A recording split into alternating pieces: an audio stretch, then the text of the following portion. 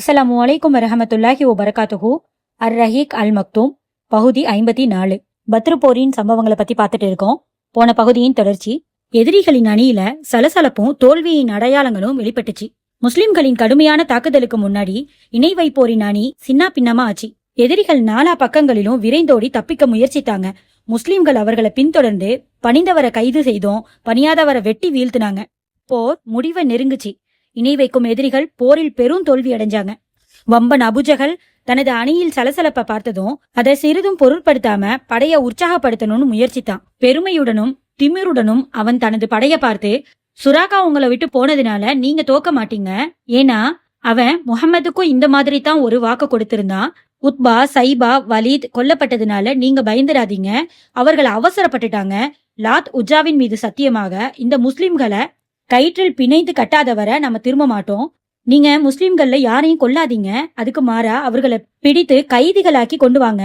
அவர்கள் செய்த தீய செயலை அவங்களுக்கு புரிய வைப்போம்னு சொன்னான். இப்படி திமிரா பேசிய அபுஜகளுக்கு தனது அகம்பாவத்தின் யதார்த்தம் புரிய ஆரம்பிச்சிச்சு. அவனை சுற்றி இணை வைப்போரின் பெரிய கூட்டம் ஒன்று தங்களது வாளாலையும் ஈட்டிகளாலையும் பாதுகாப்பு அரணை அமைத்திருந்தாங்க.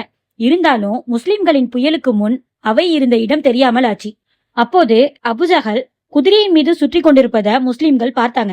இரு அன்சாரி சிறுவர்களின் கையால் மரணம் அவனது ரத்தத்தை குடிக்க எதிர்பார்த்து கொண்டிருந்துச்சு.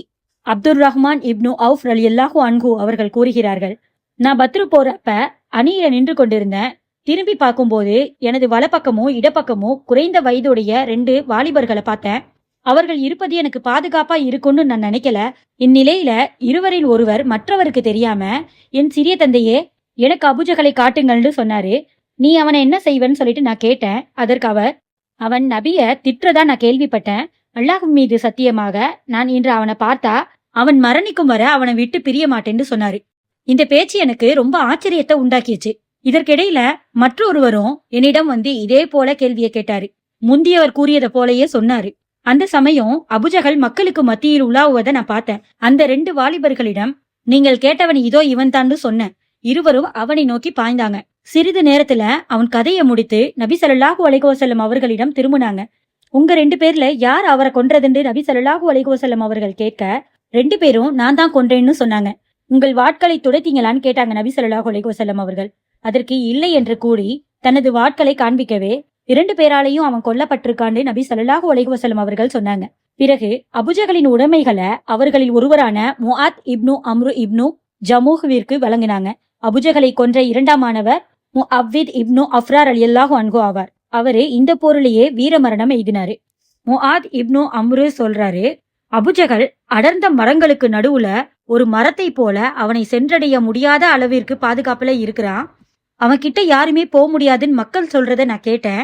அதனால நான் அவனை கொலை செய்யணும்னு முடிவு செஞ்சேன். நான் அவனை பார்த்து விட்டு ஓடி சென்று அவனுடைய கரண்ட காலை துண்டித்தேன். அவனுடைய கால்கள் பறந்து போய் விழுந்துச்சு.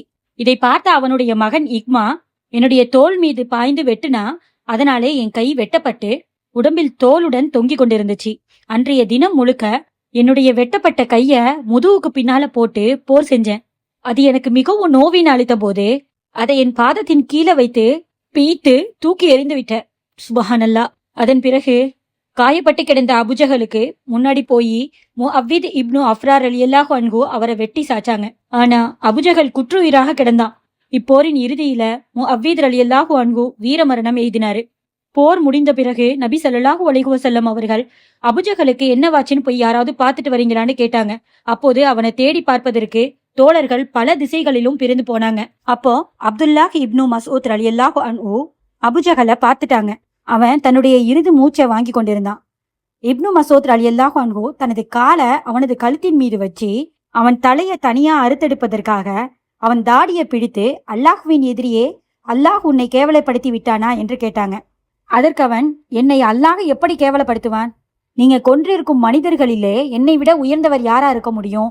அல்லது நீங்கள் கொன்றிருக்கும் மனிதர்களில் என்னை விட மேலானவர் யாராக இருக்க முடியும்னு கேட்டுட்டு, கேவலம் சாதாரண விவசாயிகளை தவிர்த்து வேறு யாராவது, அதாவது என் இனத்தவர் என்னை கொன்றிருக்கணுமேனு சொல்லி, சரி இன்றைய தினத்துல யாருக்கு வெற்றின்னு சொல்லுன்னு கேட்டான். அதற்கு இப்னு மஸ்ஊத் ரலியல்லாஹு அன்ஹு, அல்லாஹுக்கும் அவனது தூதருக்கும் தான் கிடைத்தது என்று சொன்னார்கள். பின்பு அவனது கழுத்தின் மீது காலை வைத்திருந்த இப்னு மஸ்ஊத்திடம், ஏ ஆடு மேய்த்த பொடியனே, நீ மிகுந்த சிரமமாக ஒரு இடத்தின் மேல் நிற்கிறாய் என்பதை தெரிந்து கொண்டு சொன்னான். இதற்கு பிறகு இப்னு மஸ்ஊத் ரலியல்லாஹு அன்ஹு அவர்கள் அபுஜஹலின் தலையை தனியா வெட்டி எடுத்து நபி ஸல்லல்லாஹு அலைஹி வஸல்லம் அவர்களிடம் சென்று, அல்லாஹுவின் தூதரே, இதோ அல்லாஹுவின் எதிரி அபுஜஹலின் தலை என்று சொன்னாங்க.